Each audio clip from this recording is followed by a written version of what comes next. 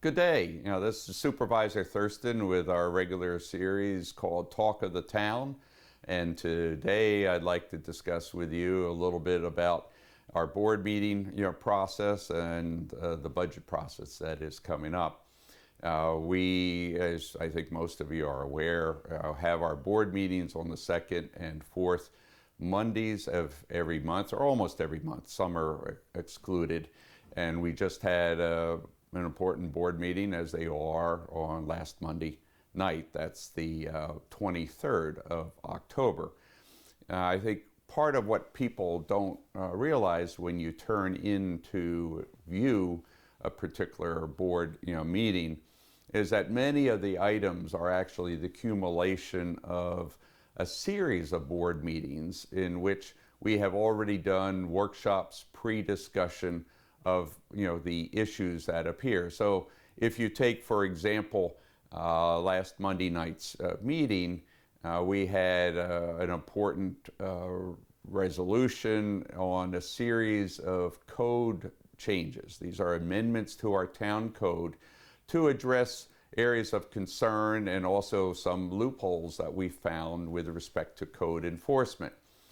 What the viewer would see on that meeting would be a very short discussion and vote on what I've heard are very important topics, and they were, and they are. But in fact, we've had a series, I think 3 different meetings that discussed those, including the previous board meeting as well. So it's a cumulative process, and in order to get a better understanding of those decisions, I encourage you to look at previous meetings as well. But going forward, I will try to explain and touch upon after each board meeting some of what we actually discussed. So here today, we're looking at a number of items that appeared at the board meeting. One of which really dealt with a major issue concerning NERP, or commonly known as Tractor Supply, coming into purchasing a property and actually being admitted to the water and sewer districts of the town. This has been a process that's gone through much discussion in the Planning Board and Zoning Board of Appeals. The point that I wanted to make and continue to make going forward from the town board's perspective, but also zoning and planning, is that future developments need to be done in a very responsible, albeit sustainable approach. And it's our responsibility as the boards of the town that we also look at the interests and concerns of the neighborhoods that are affected and impacted by those decisions going forward. I think in the past we have often gotten constricted by what have been regulatory and legal requirements, and that is going to continue to exist because they help provide a structure to the process. But going forward, I'm encouraging all of our boards to take a closer look at the very outset as it relates to major issues facing us. When you tune into the board meetings in the past and during our budget meetings, you will see that there are basically 5 major infrastructure issues that we have to address going forward that have been often ignored in the past. And one is with respect to sewer services, both existing and then future, water services throughout the town, highway infrastructure, how do we move people in a more efficient and effective manner, whereas at this point in time there appears to be more and more road jams going on. We have the concerns for our environment.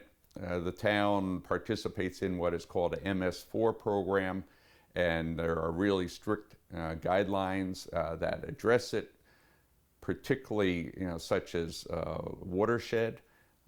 We have wetlands issues. The town is built on largely wetlands, and therefore there's a lot of drainage issues. But you take, for example, Town Hall here on Middle Bush Road. We were looking at the ability to perhaps expand our complex, similar to what they've done in East Fishkill and Fishkill, to include perhaps a new highway garage or recreation center on the 30 to 40 acres immediately behind us. I did a survey, and it turns out we can't expand anything on this property because it's all state and federal wetlands. So we have to find ways to accommodate the future growth while addressing the concerns for the environment. And last but not least, with respect to infrastructure, of the 5 that I'm focusing on right now, is the school system. And this is particularly of ensuring that there are enough rooms in the school system, without major busing for the new residents that may be coming into the town in the future, as we're seeing some shift in the population base as younger families move into older development. So this is going to be a major issue that we have to focus on the budget going forward. Additionally, at the board meeting, this one and some of the others, I'd like to point out that actually we started the meeting with major recognition of Coleman Dusavage, one of our youth in the town who obtained the Eagle Scout rank. We've been actually very supportive. Previous supervisors, were supportive, as is this administration. And myself being an Eagle Scout, we are trying to do even more in recognition of that.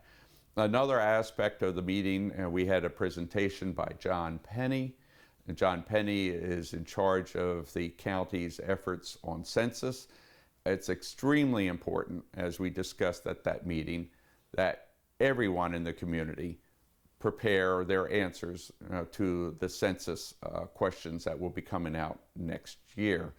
Why is this important? It impacts many of the services that we have to provide the town, including the financial backing of that. So actually various services, various funding that we get is based on the head count of the population. So if the head count were to be undercounted, in other words, many of our residents don't take the census, then we will be further diminished in the ability to collect funds that are important for the town services to continue. So I encourage everybody, regardless of your background, your ethnicity, to complete the census. I've been dealing with the agencies for decades, and what they said about confidentiality of information that is supplied is very true.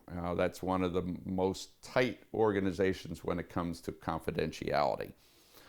We heard about, again, our environment.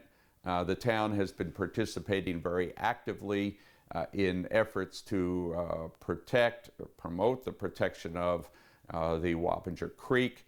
There's a 9-element plan that has been developed that will make serious efforts to try to reduce the level of contaminants, whether it's fertilizers, phosphorus, nitrate, salt, et cetera, that's going into the stream that then further contaminates the Wappinger lake. As you see, it's been silted in by about 17 feet of silt over the decades that have transpired. So we're very active in that, and you'll be hearing more about this 9-element plan. Another major focal point has been our road safety. You've seen this summer and fall additional work that is being done to pave our roads. Our highway superintendent will be, I think, filming soon, talking about why we actually mill it down to the base and the nature of the programs that we've been doing quite successfully over the last 2 years.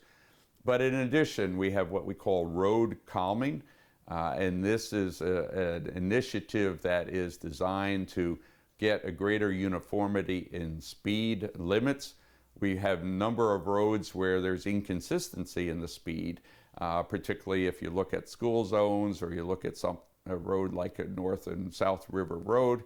I'm working very closely with the strong support of Senator Serino's office, and they'll be trying to help us work through the bureaucracy with the DOT.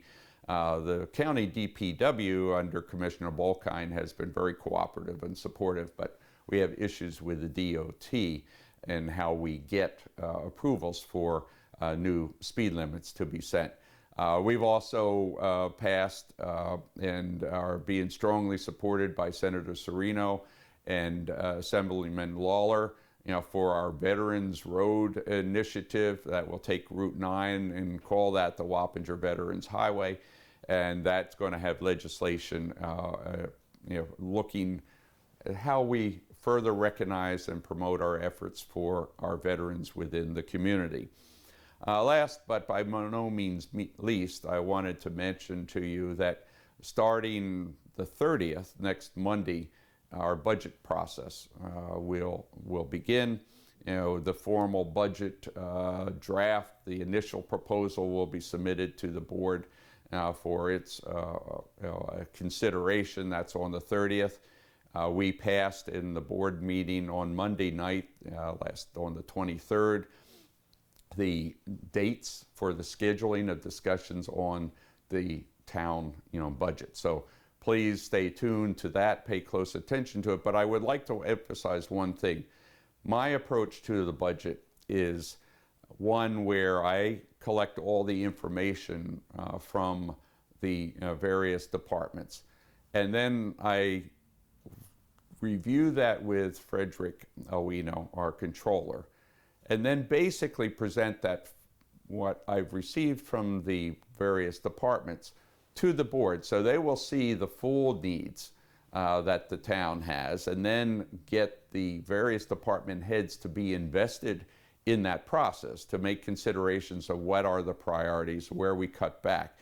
The still principal goal is to make sure that we comply with the tax levy cap that the state has imposed on the town. That is the primary consideration, to try to ensure that we get ongoing community services, but in a way that does not cause a huge tax increase to the residents. So the budget that you see that is first presented to the board is not the final budget. In fact, the numbers will be well in excess of that cap, but we will be working it down through various meetings. This is the way that most businesses will conduct their budget review process, in order to, one, get the board fully aware and the community aware of what are the various priorities, as well as to get better invested interest by the departments, because they're the ones that are going to have to live with it. So they need to be involved in the process rather than keeping it secret from them. So it's about transparency, not just within Town Hall, but also to our residents. So bear with us, keep it tuned, and I thank you again for listening to this Talk of the Town. Have a good day.